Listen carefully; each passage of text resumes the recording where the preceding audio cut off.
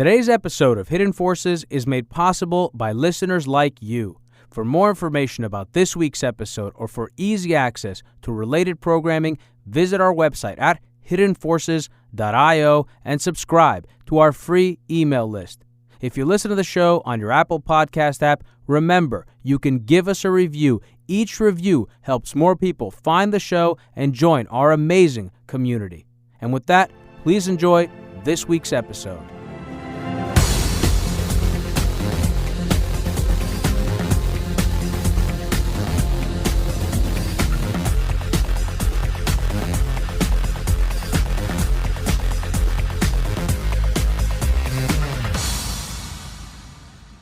What's up, everybody? My guest on this episode of Hidden Forces is Tom Burgess. Tom is an investigations correspondent at the Financial Times, and he's also the author of Kleptopia, which is a book that chronicles the world of dirty money, with its complex web of criminals, money launderers, and politicians who enable it. The reason that I wanted to have Tom on, and why I think this conversation is important, is that it seems to me that what we've been seeing in recent decades is not only a rise in corruption, but really the rise of a new international kleptocracy. A kleptocracy that knows no boundaries, that plays by a completely different set of rules, and which is enabled by a sort of political consensus to loot. And this looting has become so pervasive that the money extracted by these individuals and their corporations and front companies is enough to buy the political power, to stack the legislatures, to change the laws, to loot some more, in a self-perpetuating cycle of fraud, criminality, and widespread exploitation of the public, and ultimately the very system of liberal, democratic capitalism upon which even those doing the looting depend for their survival. Unfortunately, the conduits through which we learn about this phenomenon are themselves often held captive to one degree or another by these same forces. And I'm not quite sure what the solution is, but I'm confident that the more obvious this becomes to the public and the more our elected officials choose to ignore it or attempt to divert our attention away from it, the more radicalized the electorate is going to become and the more susceptible we are going to become to the promises of candidates who will seek to fill the vacuum of trust left by our politicians with power. Now, a quick note to those of you who are new to this podcast. We don't accept commercial sponsors. These conversations last anywhere between 90 minutes to 2 hours, the second half of which is made available to our premium subscribers, along with transcripts to each conversation, as well as notes in the form of rundowns that I put together ahead of each and every episode. If you value what we do, consider signing up for one of our 5 content tiers. If that's not an option for you, there are still things you can do to support the show by sharing your enthusiasm and love for the podcast. Tweet it out, send it to your friends, and write us a review on Apple Podcasts. Your support of the show is what keeps me going. That and some really, really great conversations. And on that note, please enjoy this week's conversation with my guest, Tom Burgess. Tom Burgess, welcome to Hidden Forces. It's an absolute pleasure to be here. The pleasure is all mine, Tom. So for our listeners who may have never read any of your columns on the FT, many will. Perhaps some will have read them without knowing it was you, but now they do.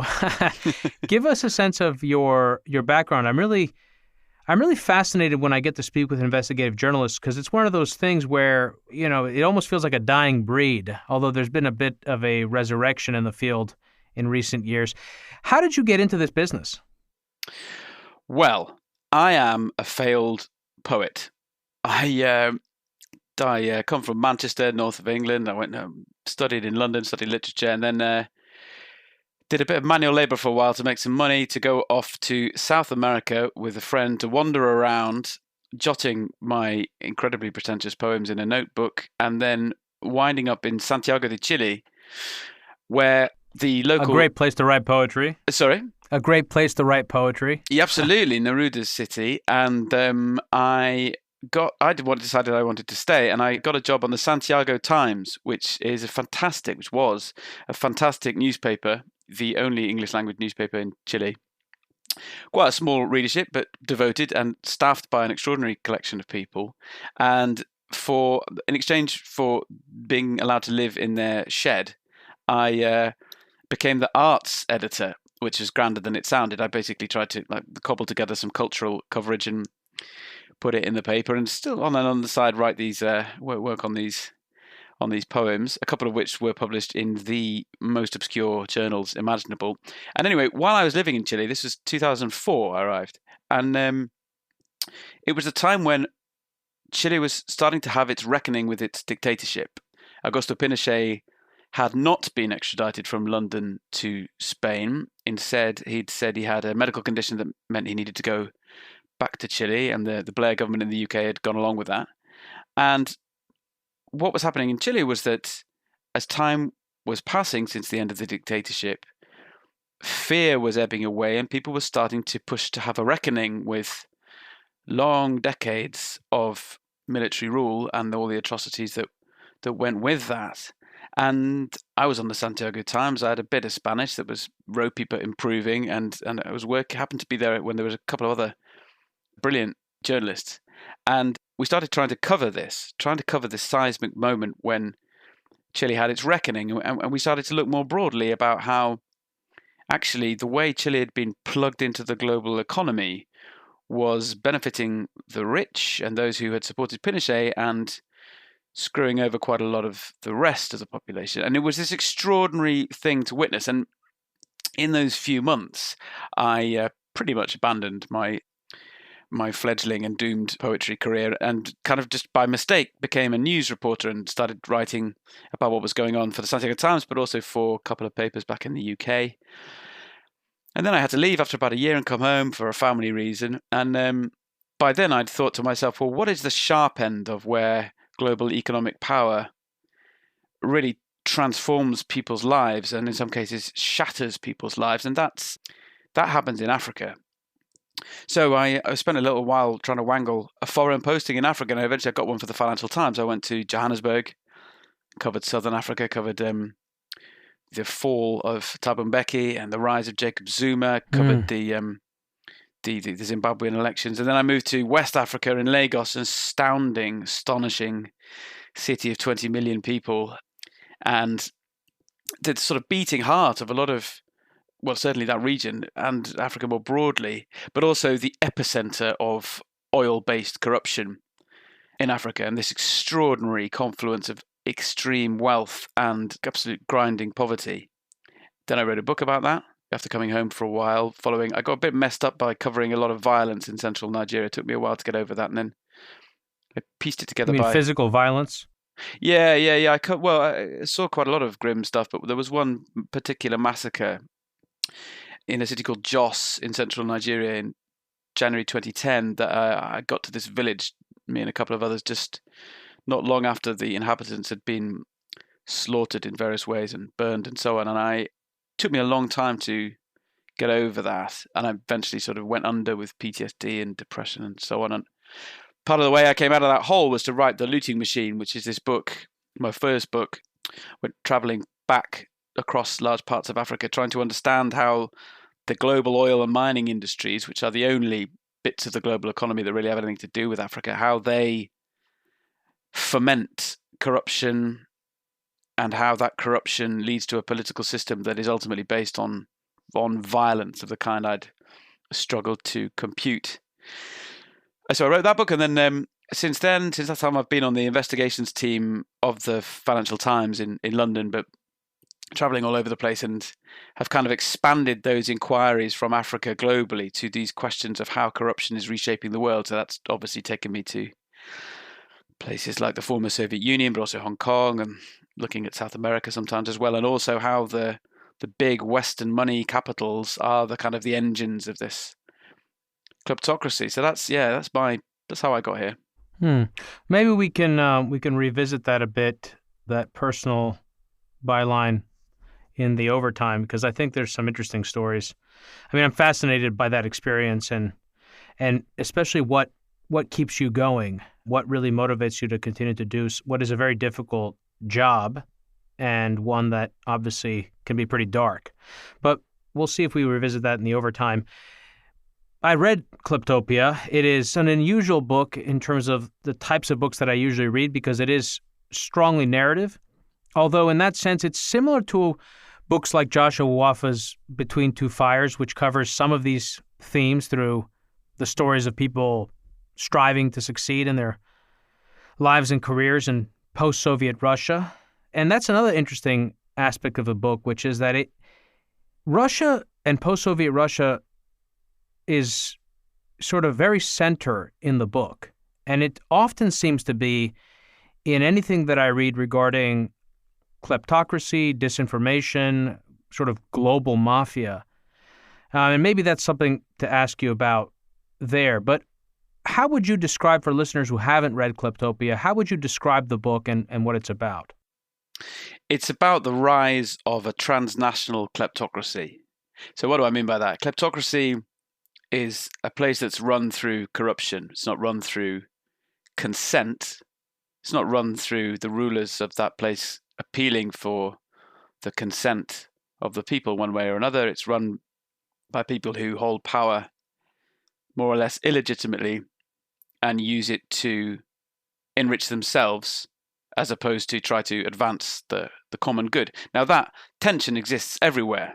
One of the things I really found in Africa, one of the reasons I wanted to write my previous book, The Looting Machine, was that there is this pervasive idea that corruption is somehow cultural.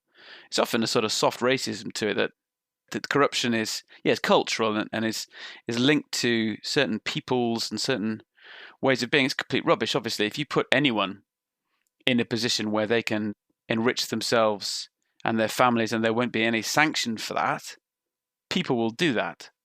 Practically everybody would do that in democracies anyway. That's why we give ourselves institutions that prevent conflict of interest. It's to spare us this temptation.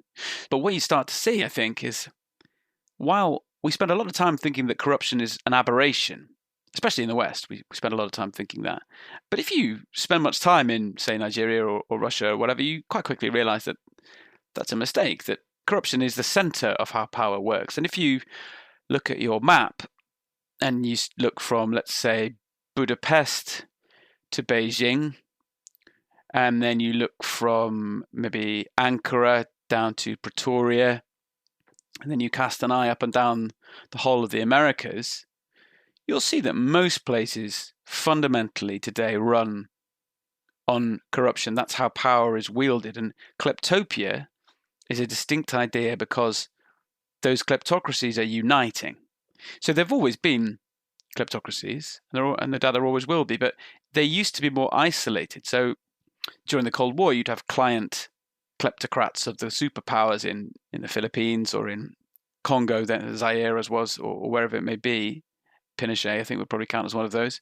So they were international in that sense that they were linked into the superpowers. But what's emerged since the fall of the Soviet Union is the double trend of the spread of kleptocracy and the acceleration of globalization, and those two things fusing. So, for instance, let me give you one example that's from the book. One of the most, it took some real digging to piece together this stuff by other journalists as well, I should add. But one of the most, I think, striking stories in the book is the tale of how Robert Mugabe stayed in power so long, and twice in 2 elections, he was able to tap this global network of kleptocratic power. So in 2008, to give you a potted version, he stays in power when he's at the brink of being removed by his own people.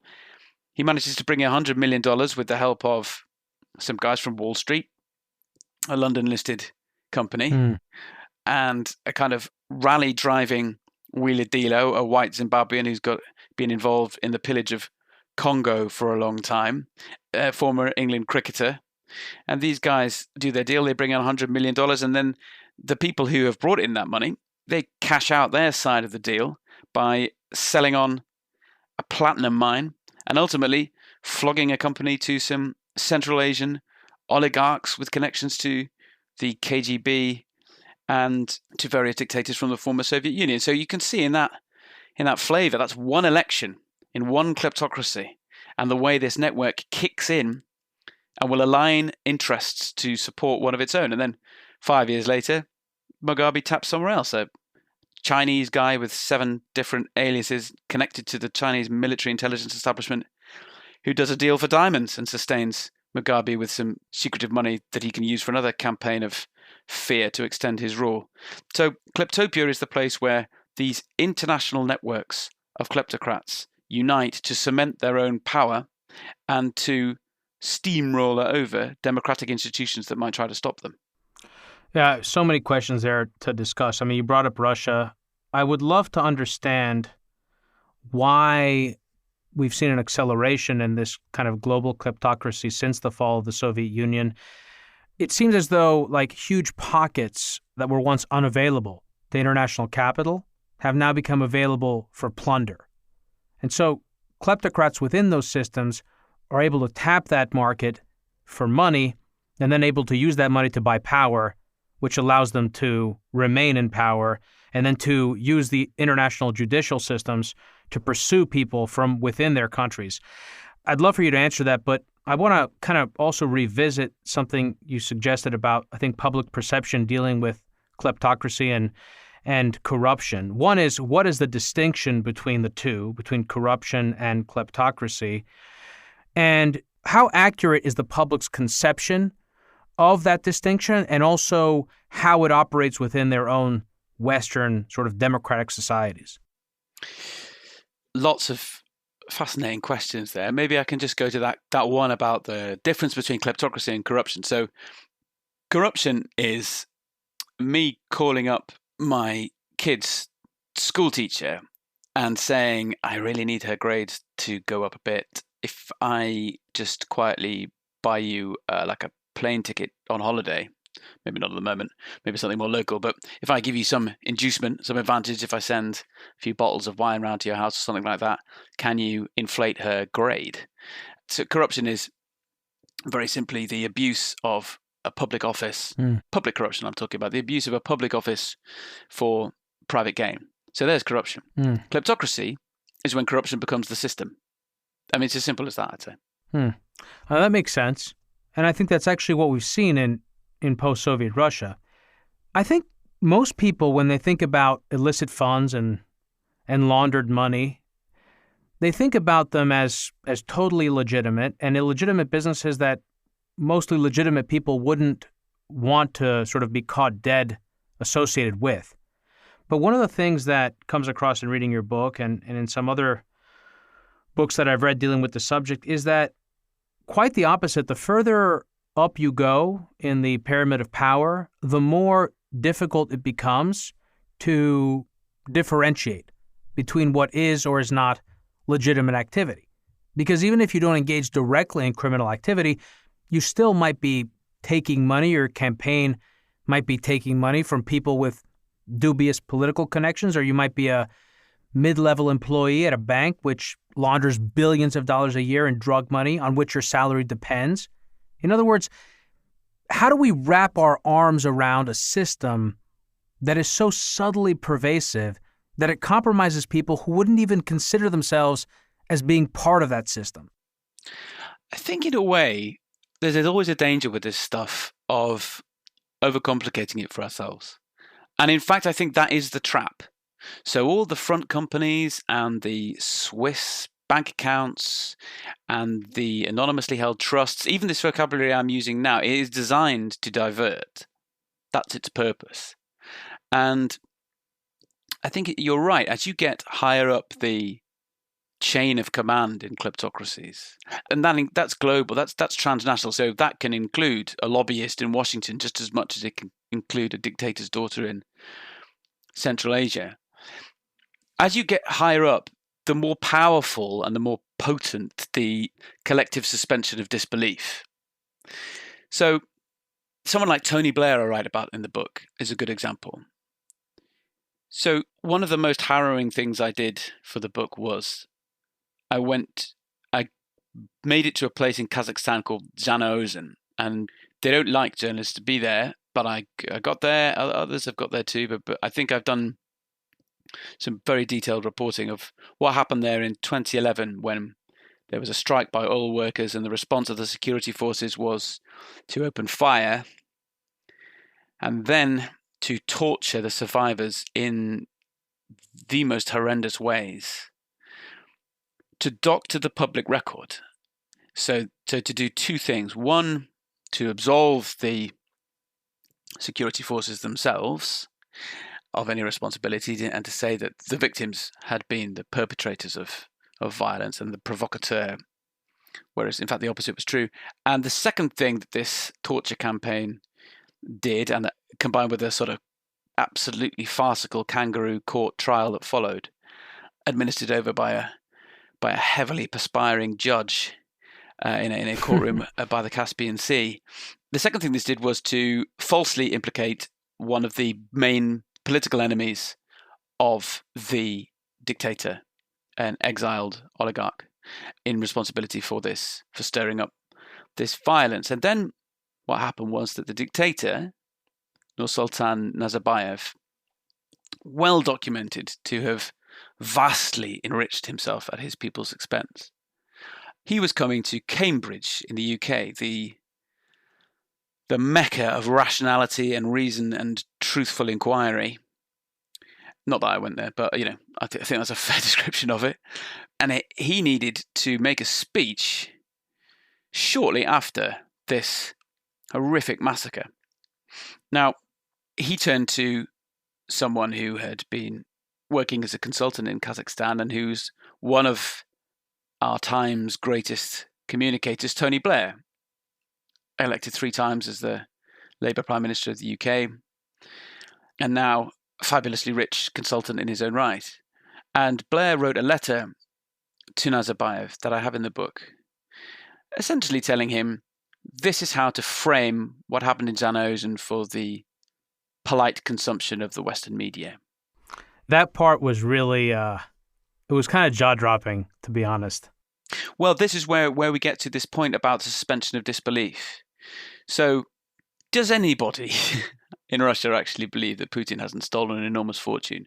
Does anybody believe this about, half the leaders in Africa or South America? Does anybody believe that Donald Trump isn't improperly enriching himself by continuing to own Mar-a-Lago and his Washington hotel? No, of course not. Any right-minded person would see all this as corruption.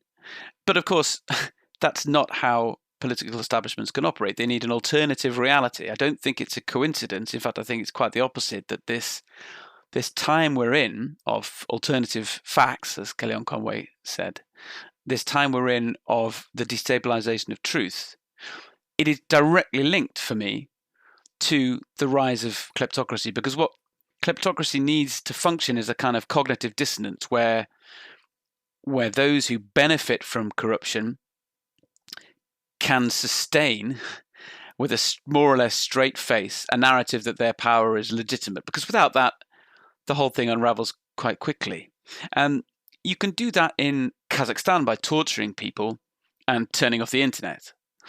It's much harder to do it in the West, but it's much more valuable to do it in the West, because if you can secure a narrative of your own legitimacy in the West, and you're the dictator of Congo or Kazakhstan or wherever it may be, then that is much more powerful to sustaining your rule. Because ultimately, in the transnational kleptocracy, it's a quick 3-step process: steal money, move it abroad so it can be parked safely and it can buy you legitimacy, then reflect that legitimacy from the West back home to keep you in power, sustain your immunity from prosecution, and allow you to go on stealing. And it's when that money arrives in the West that again and again it seeks the experts in maintaining this dual reality where you can live the pretense of your legitimacy, rather like being a reality TV star on, let's say, The Apprentice, while also at home maintaining control through A, violence, and B, tribalism. That's how it works. So there's so many things that you mentioned that I want to dig into, like about buying legitimacy and sort of the PR function, the important role of public relations in all of this. Also, the increasing lack of credibility among the political class, and how I feel that makes it easier to operate this type of kleptocracy. I mean, like I said, the story of Tony Blair, I interrupted you and you didn't finish it, but basically you were making the point that he was advising Nazarbayev, the head of Kazakhstan, on how to manage what was a horrific action directed by him and his state. And Tony Blair was prime minister of the UK, not at the time, but he was. And he had been elected into power by the electorate. So this creates a cognitive dissonance, I think, and it's part of it. And we'll get into those things, but maybe it would actually help for people to understand the process by which money is laundered. So if I wanted to launder money today, how difficult is it to do? How would I go about doing that? It tends to be easier the more you have.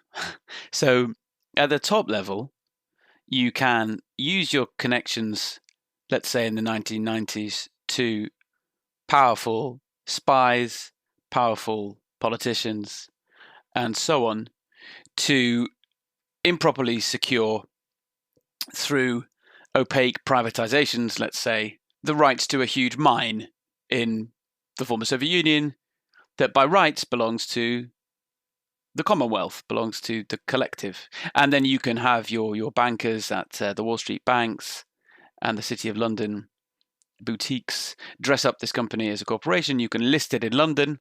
Pension funds will buy shares in it, and suddenly you've taken the proceeds of kleptocracy and you've made it look like a shiny multinational corporation with a big, thick annual booklet extolling its virtues. But I think you're asking about just a simple process of if someone's going to send you some money that they shouldn't be. Right. And so I'll talk for a second just about the actual kind of nuggets in the process, but it's also important after that to talk about the deeper meaning of this. So the nuggets in the process is basically there's 3 steps, right? Placement, layering, integration. So let's say that you, Dimitri, are the Prime Minister's son. I'm going to call you the Prime Minister. I'm going to make this British. That you're the Prime Minister's son, and the Prime Minister is about to decide whether the do-good mining company will be given mining rights. And you are going to lobby the Prime Minister to give do-good mining those rights, and they're going to secretly pay you to do that. So that would obviously be a crime. That would be corrupt. That would be paying a relative of a public official to abuse his office for private gain. So how would you actually go about doing that? The first thing, the key to all of this stuff, the getaway vehicle of the global kleptocracy is the front company, sometimes called the shell vehicle. There's all sorts of different flavors of this, and that you can get different ones typically in different parts of the former British Empire, the Cayman Islands, British Virgin Islands, and so on. You can get some good ones in Delaware, you can get them in the Seychelles, you can get them in Hong Kong, Singapore, you can get them in Liechtenstein, you can get them all over the place. So you would set up your front company, let's say in the Cayman Islands, or you'd have your private banker do that for you. Now that company is just called Eggshell Incorporated. Likewise, Do Good Mining are not going to put in their books $100,000 bribe. They are going to find a way to disguise this, to allow people who come across this payment in the future, who might stumble across it, to suspend their disbelief. That's what's always required, plausible deniability. So what they might do is, let's say a simple way of doing it would be that they would set up a front company themselves in somewhere else in the Seychelles, and that company would purport to be a marketing company, and they would draw up a contract, but whereby Do Good sends $100,000 for marketing services to this company in the Seychelles. Now, once it's in there, that Seychelles company, that's a black box. It doesn't have to publish accounts. Nobody knows where its money goes. So the Seychelles company can then send the $100,000 to your front company that you've got in the British Virgin Islands. So there we go. So this is, obviously it gets more complicated than this, and you can put layer upon layer upon layer of difficulty. But this is the basic structure. So you've got your $100,000. You have a quiet word with your dad, the Prime Minister. He gives the rights to Do Good Mining.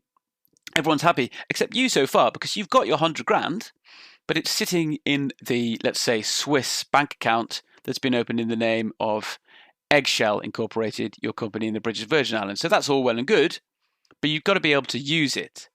And especially these days, it is a bit harder. It's still relatively straightforward. It's still largely, farcically straightforward. But it is a little bit harder, especially since 9/11, there have been more checks on these things. And since Putin's revanchism really kicked in, there are more checks on dodgy money going through banks. So bankers do occasionally have to try and make some effort to try and work out where the money's coming from.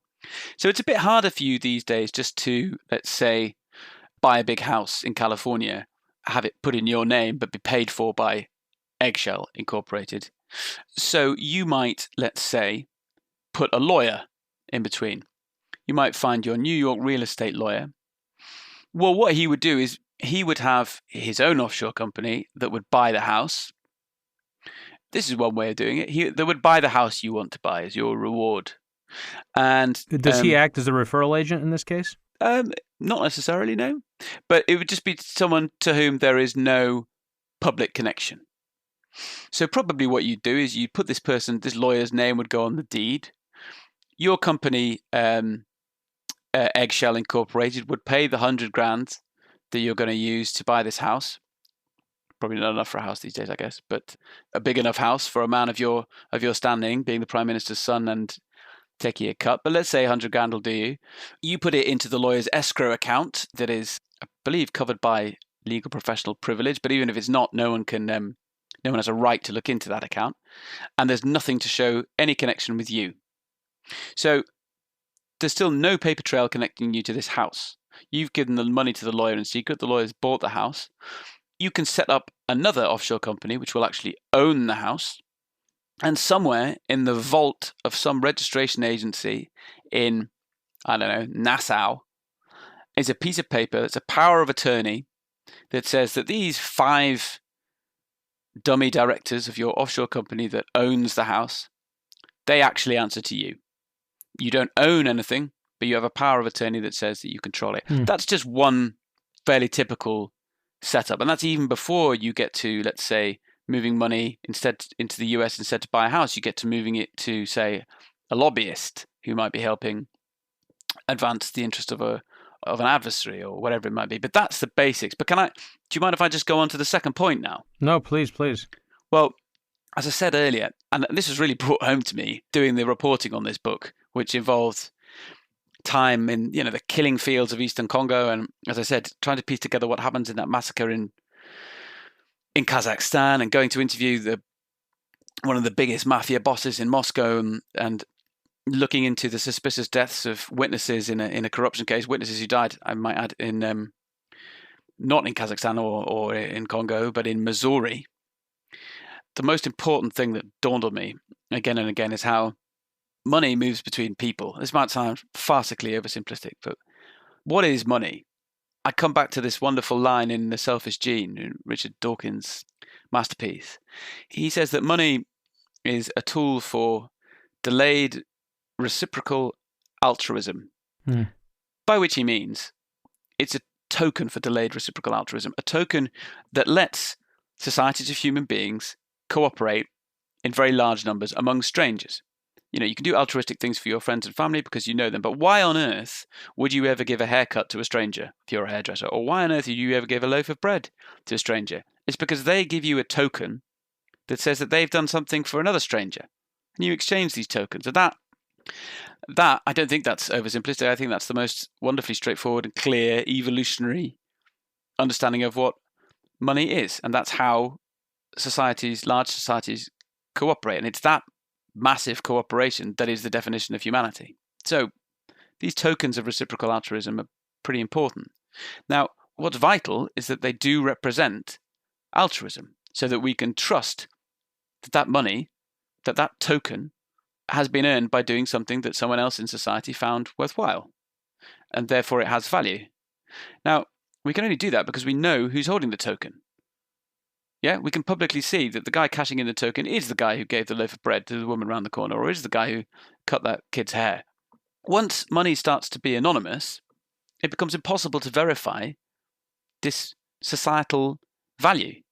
Now, we can get into, if you want, there are arguments that people make in favor of being able to use money in secret, but we can come to those. I think they are massively outweighed by the damage that's done. And in fact, what kleptocracy is, it is the inversion of this process. So it is Putin, Nazarbayev, Kabila in Congo, you could list a lot of them. Kim in North Korea is a very good example. But sadly, there are more examples of countries that are run this way than countries that are not. It's an inversion of this principle of tokens, of altruistic tokens, because the money that it's acquired is acquired by doing the very opposite. It's acquired, just as in the example we gave, it's acquired by abusing that public office, that trust that society has put in you to steward the collective interest, by turning that on its head and by selling that, essentially, for your own profit. And then, this is where, again, this is another way of understanding what money laundering is. It's to remove the stain from those tokens that you've illegitimately acquired and make them look like tokens that you can spend in society, that you can buy houses with, or that you can buy lobbyists with.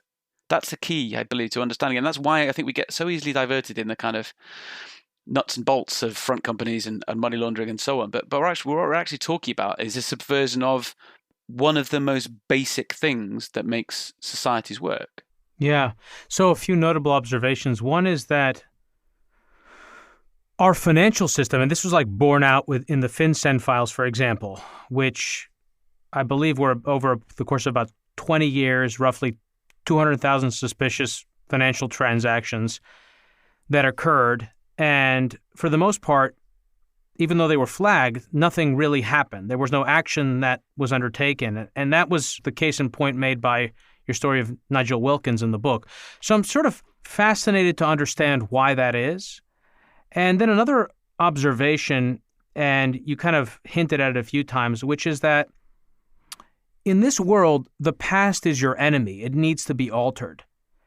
And so there's this interesting intersection between people who are engaged in this kind of seedy underbelly of illicit gains and money laundering and organized criminality, and the need to employ agents of disinformation, cyber warfare, public relations, because truth is the enemy in this case. And so this then intersects... Yeah, brilliantly put. Sorry to interrupt, but that's fantastically put. Right, so why don't you just take that and run with it? You can take that point and we can tackle the other one later.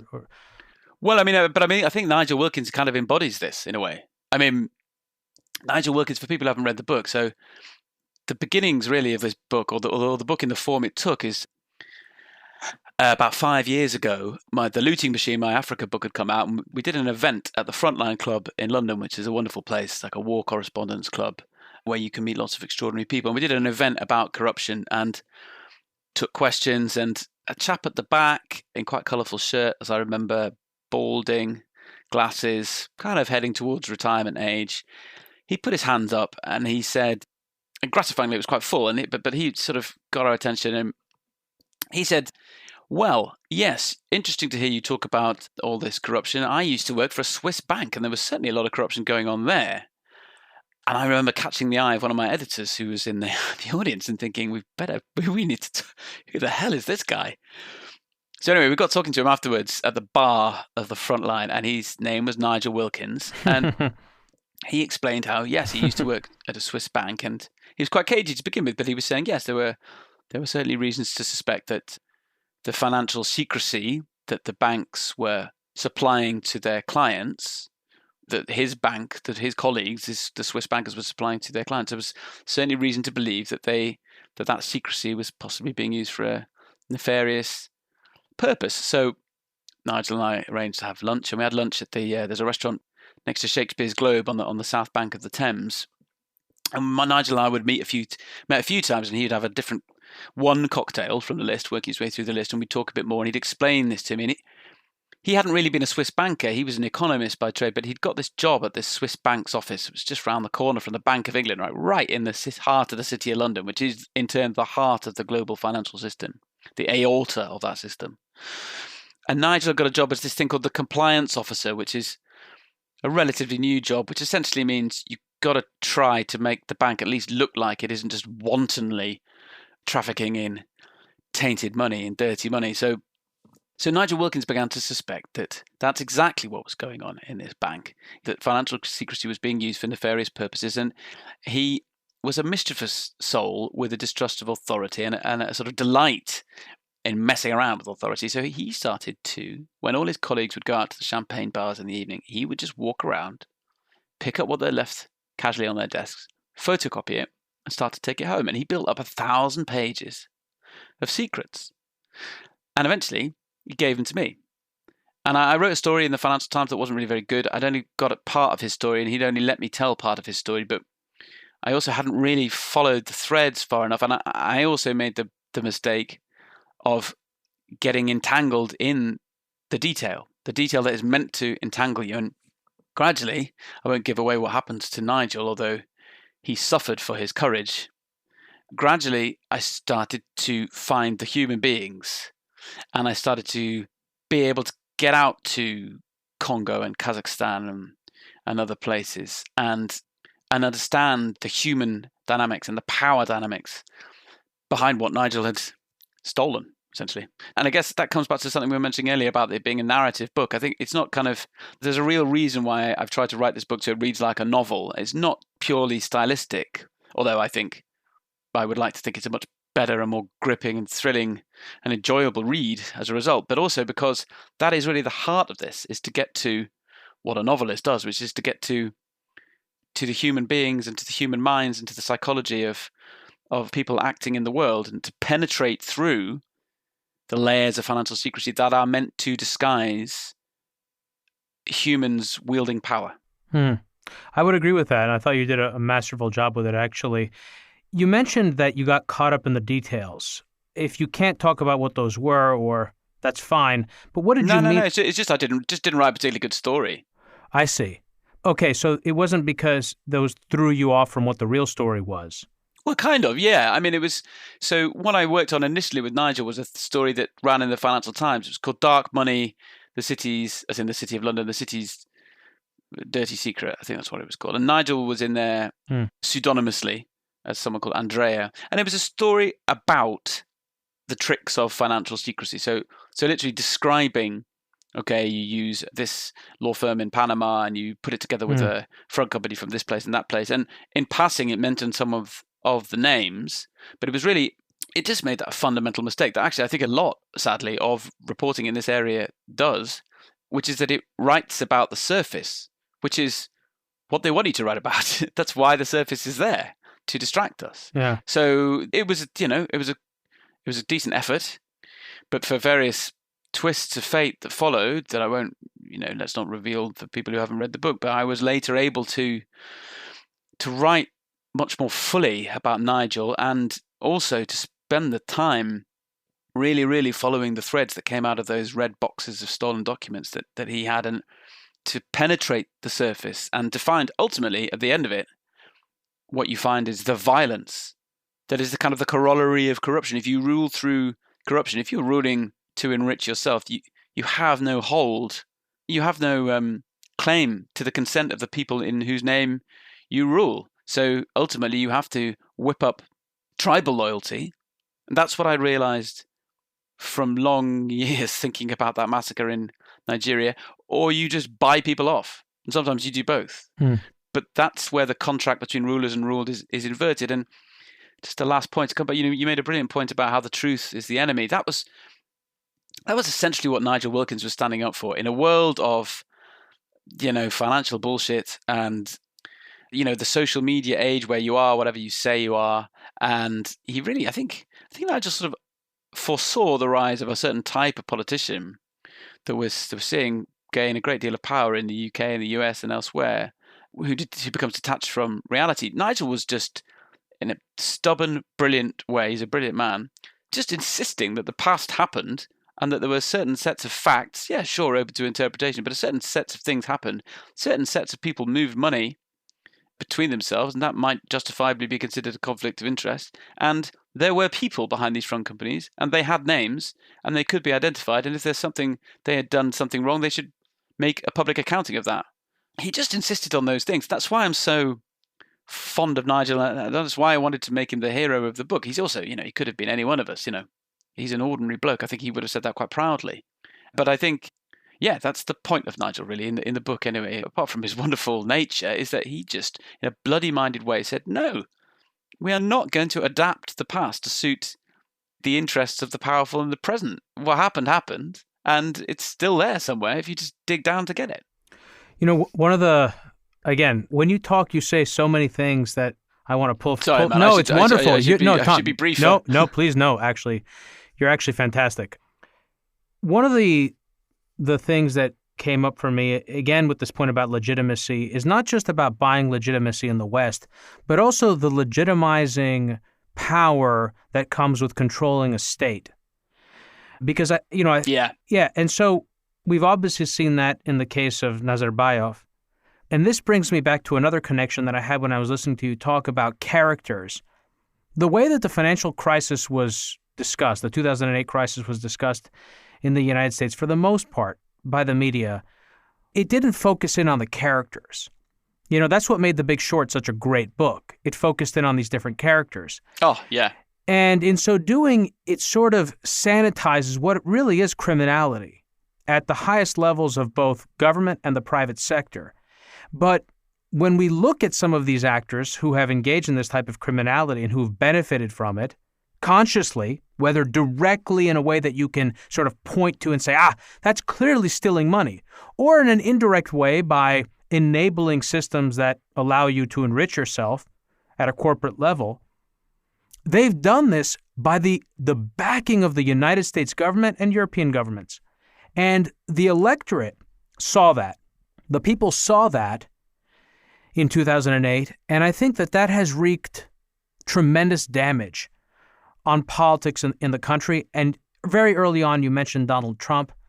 You mean that? So what's the thing that's wreaked that damage is the discrediting of the state, essentially. The discrediting of the state, and what that did to the sort of electoral function, the logic function of the electorate, and how people think about what matters when they vote, and how much credibility to put in the words of the politicians that are running. And I think someone like Donald Trump, this is where I have a difficult time talking about politics, because people get triggered, and it's kind of annoying, to be honest. I don't think people should get triggered. No, right. And just briefly, I would say that the crucial thing to understand about corruption is it's non-partisan. Right, exactly, please 100%. Yeah, 100%. And that actually speaks to my point. I think one of the appeals of Donald Trump and why the arguments put forward by his detractors carry a lot less weight is because they want to pin it all on Donald Trump. They want to say, look at this man. He hasn't released his taxes. He doesn't pay taxes. He does all these business deals around the world with sketchy characters. And the public's like, wait a minute, sorry. Weren't you the same guys who looted the Treasury 10 years ago? Are you serious? At least this guy's openly corrupt.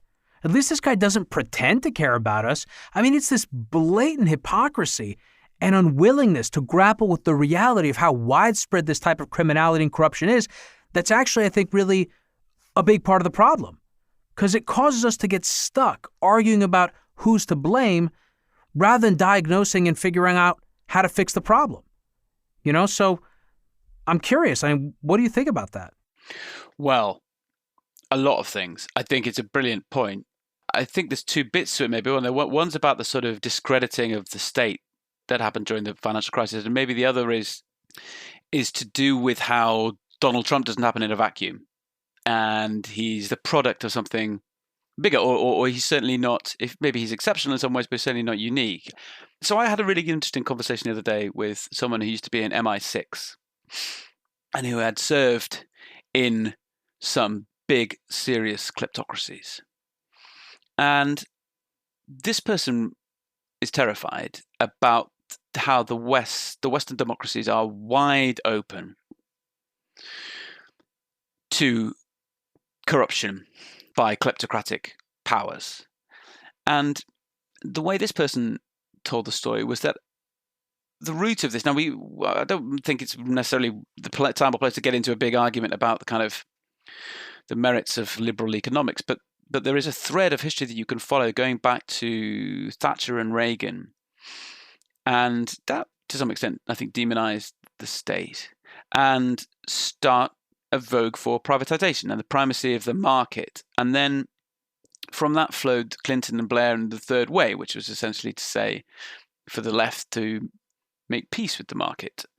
And the vogue for privatization continued. And you'd get these explosions around the world. Let's say, I think huge moments were when the attempted privatization of water in Tanzania and Bolivia, for instance. You'd get moments when there'd be explosions of resistance around the world where people would essentially say, hang on a second, there are some things that are just simple public goods, and if you try to inject the profit motive into them, they will go wrong, and we won't have the basic things we need. And that's why you get the similar thing applies to the backlash against Blackwater after those mercenaries shot up Baghdad. Again, people just saying, hang on a second, defense, security is something that will just be messed up by the profit motive, and we need it to be stewarded, even if it's inefficient and costly, stewarded on a public principle. And my contact from who'd been in MI6, he argues that this has become completely pervasive, this idea that the profit principle trumps everything and that the market can solve everything, and also that this idea has been abused. So, all those bankers who were not engaging in capitalism, they were engaging in larceny, the looting, wholesale larceny and theft. Wholesale larceny, yeah. And first of their private institutions, and then by extensions of the state that bailed them out. They relied on this narrative of the market to cover up what they were doing. But you can see how it lays the sort of perfect red carpet for the kleptocrats who want to march into the rule of law states, spinning a narrative of capitalism to say that we are capitalists, you're capitalists too, let's all be capitalists together. And again, stress is, I'm not trying to make a partisan argument or an argument about capitalism versus socialism or anything like that. I'm just talking about the narrative, the dominant narratives, the ideas by which we live and how they get hijacked. So the idea of capitalism has essentially been hijacked by the kleptocrats who dress up money that's been stolen as money that is legitimate capital. And then Donald Trump is the most extraordinary episode in this story because he is born a rich man, fritters away a lot of that money because he's not a very talented businessman. And then around the turn of the century, two amazing things happen at once. One is the advent of reality television, and the other is the tidal wave of money. You've mentioned a couple of times, I think you've alluded to why it is that Russia is this kind of city of kleptopia. And it's very simple. It's because the end of the Cold War was, I think you could make a good argument that it was the greatest transfer of collectively earned wealth, the entire Soviet empire, to private individuals. I mean, I would say that's certainly bigger than the bank bailouts, which many of us would put in that category. Well, just interject and strengthen a point, and then please continue. The point about privatization, I think what we've seen is a very fundamentalist philosophy or ideology around privatization, that privatization in and of itself is good, without emphasizing how wealth is privatized. And Russia's case in point. The Russians are aggrieved at how the wealth of the nation, national companies and resources were divvied up after the fall of the wall. And that has left a lasting stain on the country's politics. And it's left many people to wonder just how much better a system full of oligarchs and mafia dons is to what we had in the days of the Soviet Union. And that's not to say that an authoritarian communist kleptocracy like the USSR was any good. That's just to say that what we have now isn't exactly what we were promised. And so you can't just talk about privatization without context, but right. Please continue. Just wanted to make that point. Right, yeah, but it was also a lie, wasn't it? I mean, what they were promised was the market, this abstract idea that would allow, people to get ahead, and the kind of like the American dream, essentially, translated into Russian. That was never what was happening. Well, it also, that kind of market fundamentalism, it doesn't really, again, to the point of one of the main points of your book, which is the interchangeability of money and power. So if you privatize all of these assets in this manner and you allow the accumulation of wealth in the hands of just a few people or a small network of individuals, you've created a new government. And so you're back to square one. Yes, well, I'd go actually a step further than that. I'd say you haven't created a new government, but you've created, what would be a word, a new cabal or something. You've and that's essentially international, privatized, right. This is the key, I think, you've privatized power itself. So power, in the same way that you could privatize a health service, well, I mean, in the US that's already the case, but you could privatize, let's say, the entire education system, and the people who came to own it would be able to make a profit from schools. You could, as Eric Prince seemed to suggest to Donald Trump, you could privatize the military. You could privatize, as we talked about privatizing water, you could privatize anything, but there comes a point where you've privatized everything, including power itself. So what power becomes is what it is in Nigeria, which is simply a system for competing to share the rent. Right. But rent, I mean, the economic rent, so in a petro state, that's pretty straightforward. Really, the only wealth that comes into Nigeria is the money people pay Nigeria to buy its oil. That sits in a big pot in the middle. It's given to the country. We talked earlier about the presumption that countries are legitimate things, states.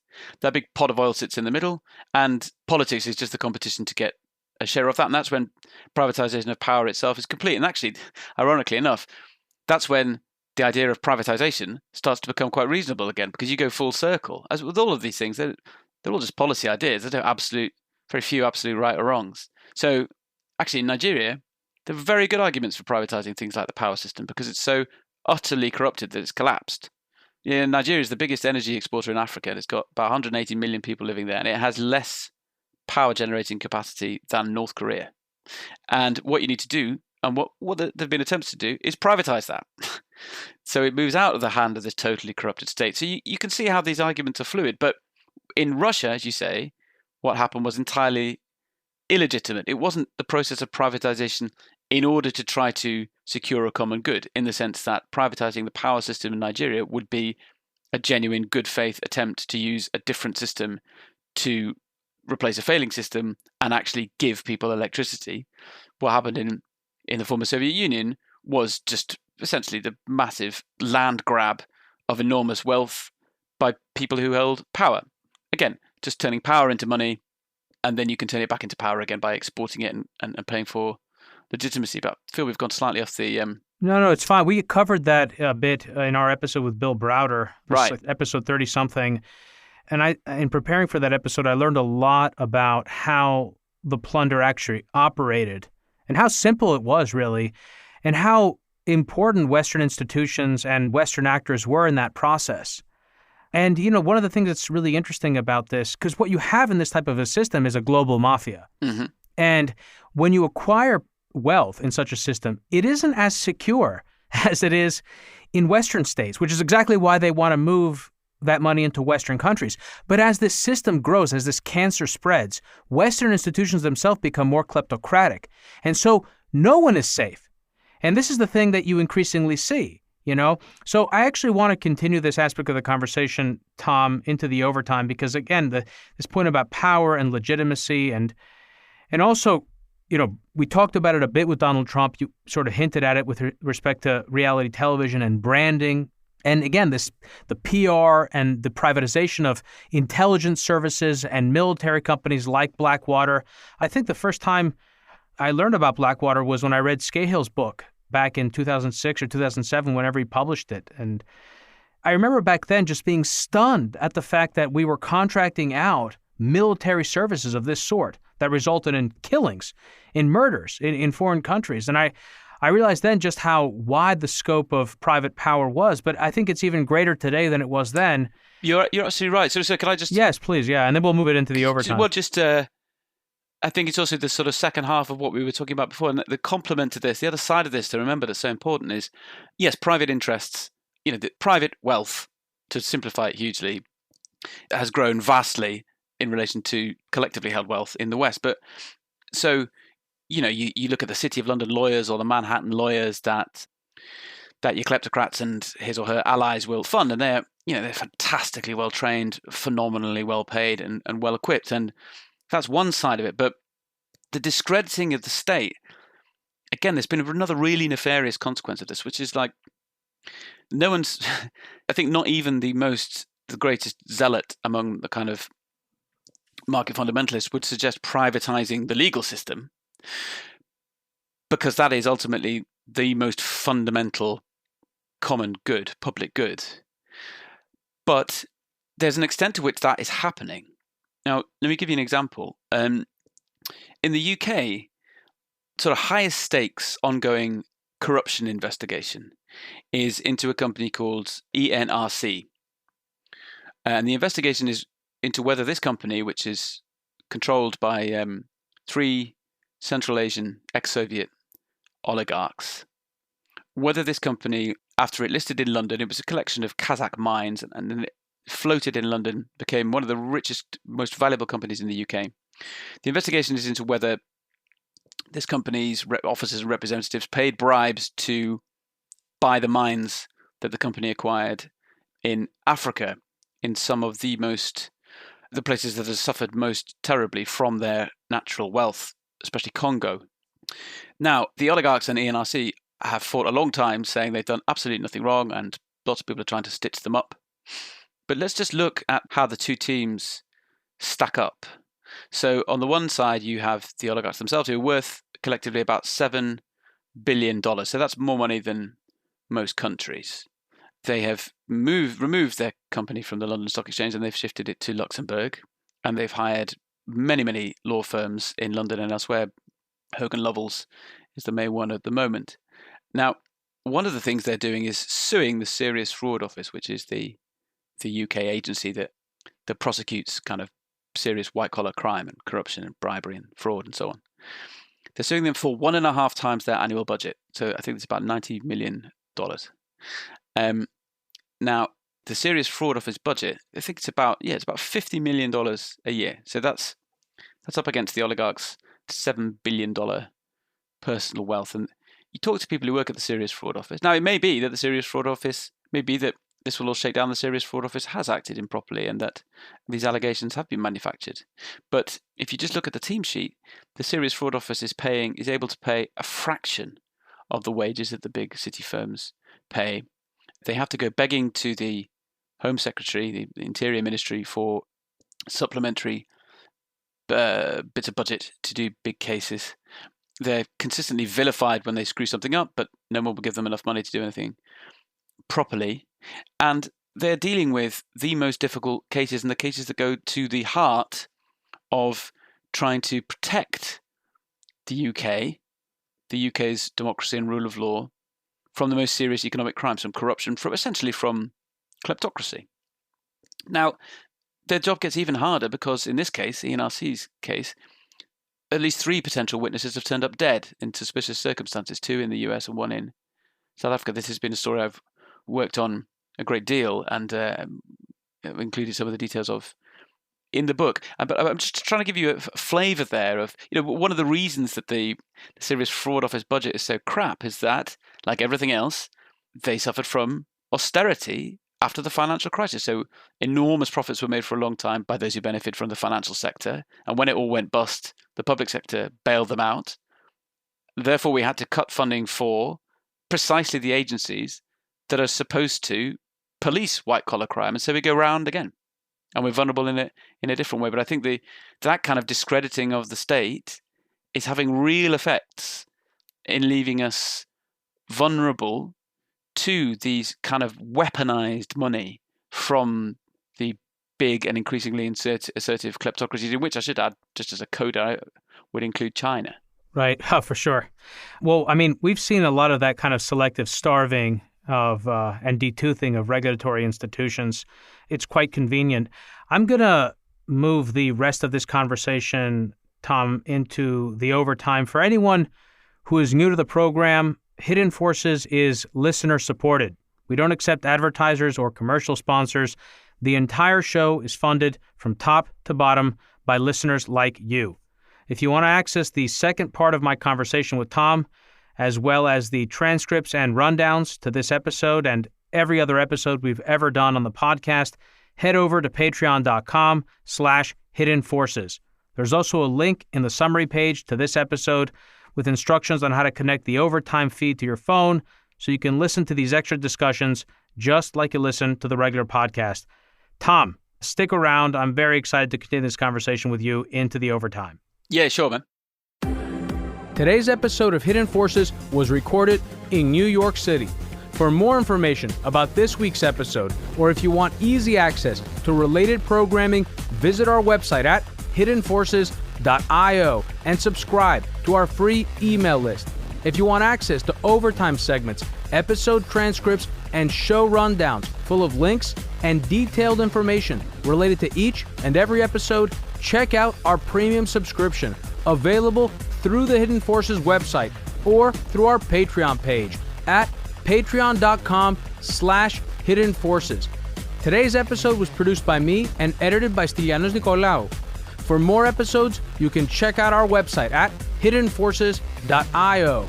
Join the conversation at Facebook, Twitter, and Instagram at Hidden Forces Pod, or send me an email at dk@hiddenforces.io. As always, thanks for listening. We'll see you next week.